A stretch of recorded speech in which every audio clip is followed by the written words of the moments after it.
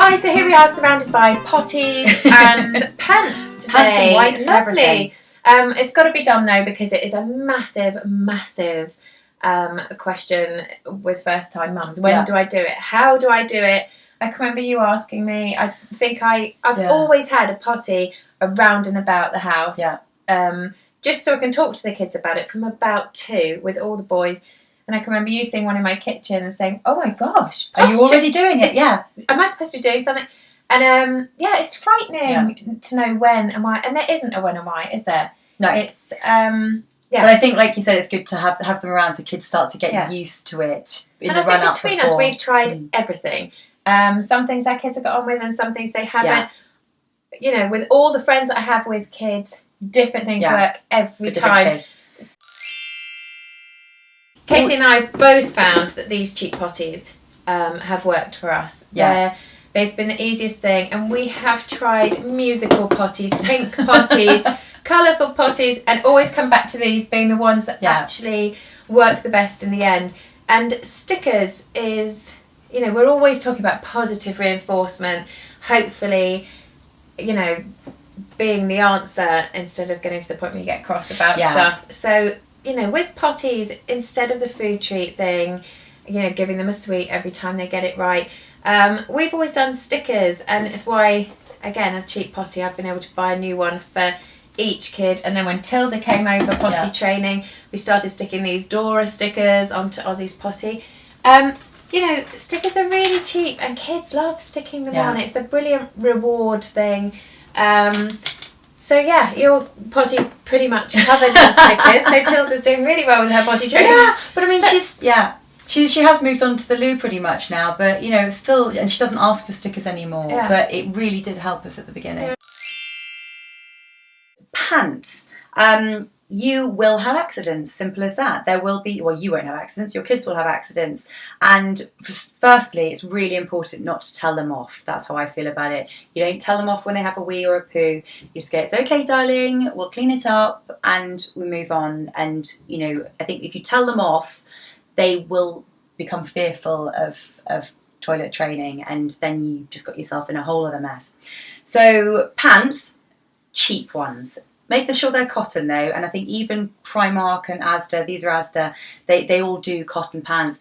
Packs of 5 and 7 for like £2.50. So if they do have a number 2 accident, you can just throw them away. Now, don't tell me off for being wasteful, because you will be so sick of trying to scrub poop out of pants. And I've done it. I've tried to keep them for as long as possible, and it's awful thing to have to do. So yeah, often these just went straight in the bin with poop on them.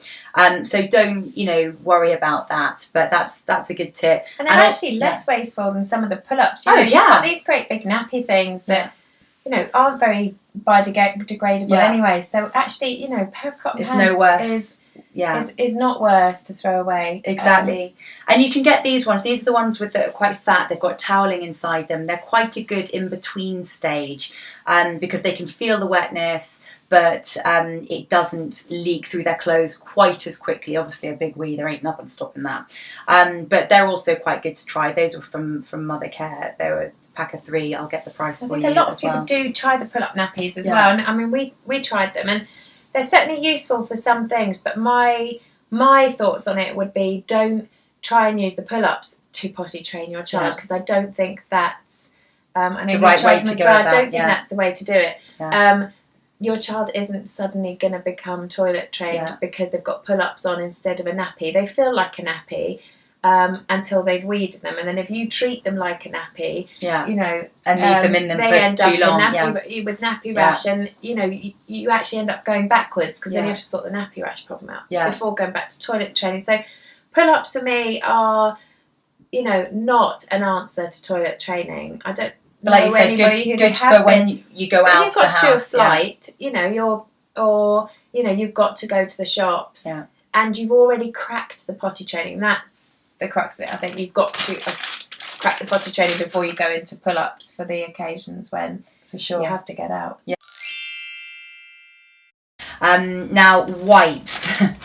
We've just had Dynamo round this morning. Other drain unpluggers are available because these so-called wipes say that they are disposable, flushable, biodegradable.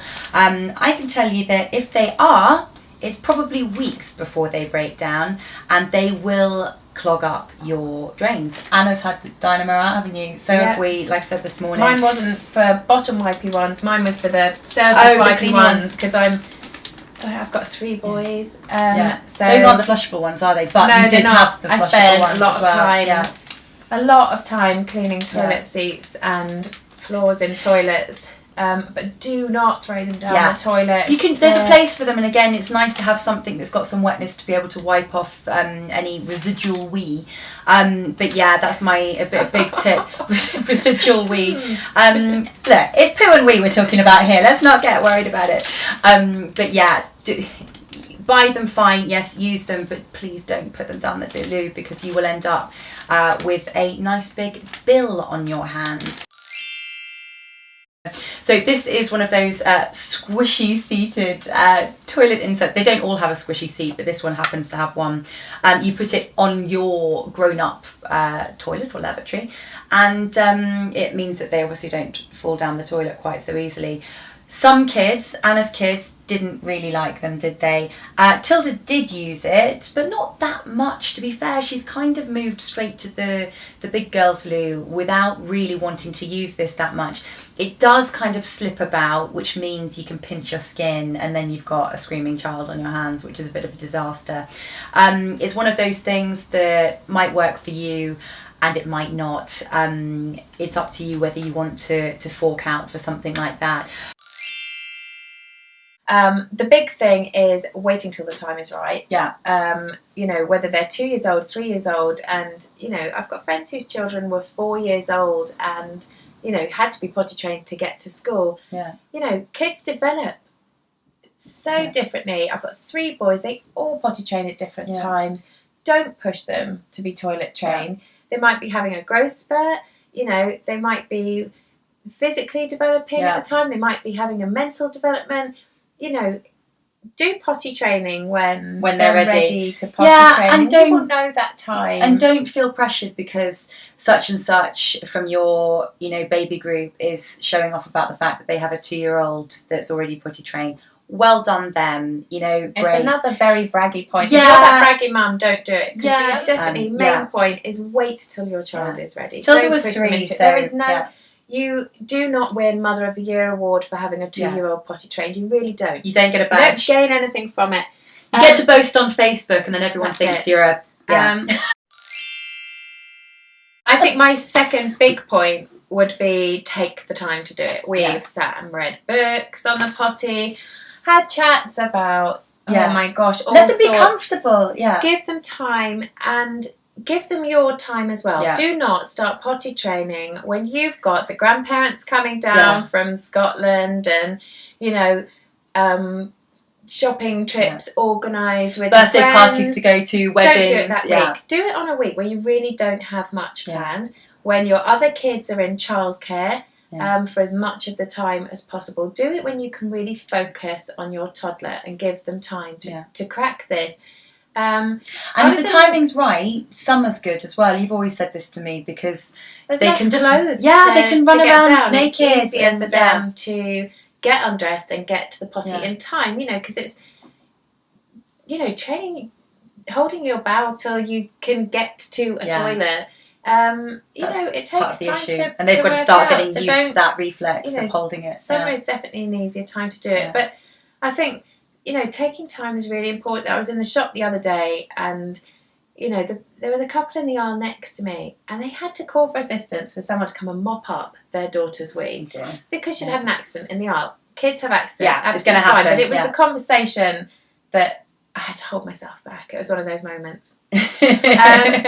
Because they were explaining to the guy who's mopping up their child's wee that it was day 2 of potty training. And it took everything within me to stop myself and going around and saying, what are you doing on a shopping trip? Do you really think that on day 2 your child's going to have cracked it so much that they're going to be able to say, I need the toilet. Yeah. And then let's go find the custom wait for you loos. to go and find where the toilets are, which are quite possibly on a different floor, because this was a massive shop we were in. Quite possibly on a different floor. Yeah. And, you know, it's just not... And then wonder why there's an accident. Exactly. And there were 2 adults there as well. And I think one of you could be at home with that kid doing the potty training while the other one comes out to get whatever it is that you really need. Don't do it to yourself or to your child. It's not fair on them. End up in disaster. Yeah. Don't potty train when you've got a busy week. Exactly. Now, this revolting piece of plastic is a step for the toilet. I let my husband and Tilda go and choose this one, and this is what they came back with. Mm-hmm. So, you know, you've got to deal with the fact that you're going to end up with some revolting plastic in your home when you've got kids. You just got to let that go. But obviously, a step is going to come in handy to let them get themselves up onto the loo, because again, independence is a really important part of it. And you know, if you've got to lift them onto the loo every time, you know, it's all very dependent. So things like that help them own it. Own it, work it. So there we go.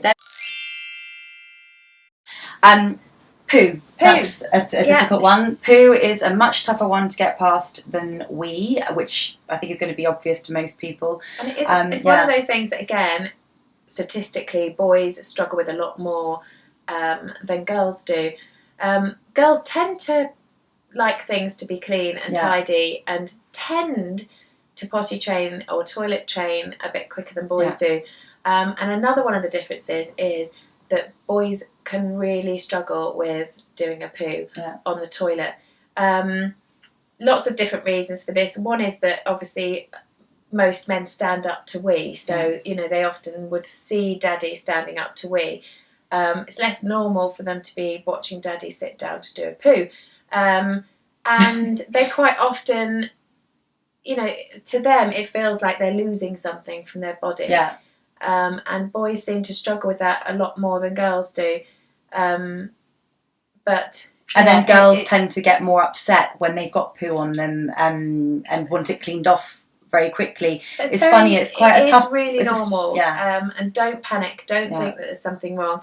So common. I know so many people whose kids have been toilet trained very easily but struggled with the poo. My recommendation would be to not go back. I know people who, because their kids are wee trained but not are struggling with the poo thing, have gone back into nappies, and I don't think that's the right way around to do it.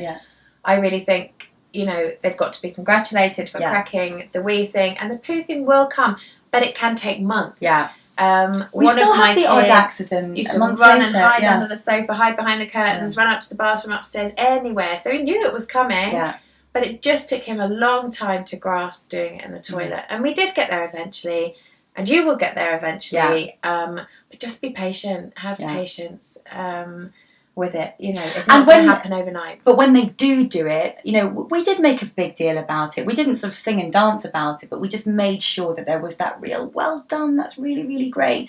And again, don't scold them when they do have an accident, because that is just going to set you back so much further. It's just going to make them fearful of having an accident, and they'll have the accident and they'll be scared and upset.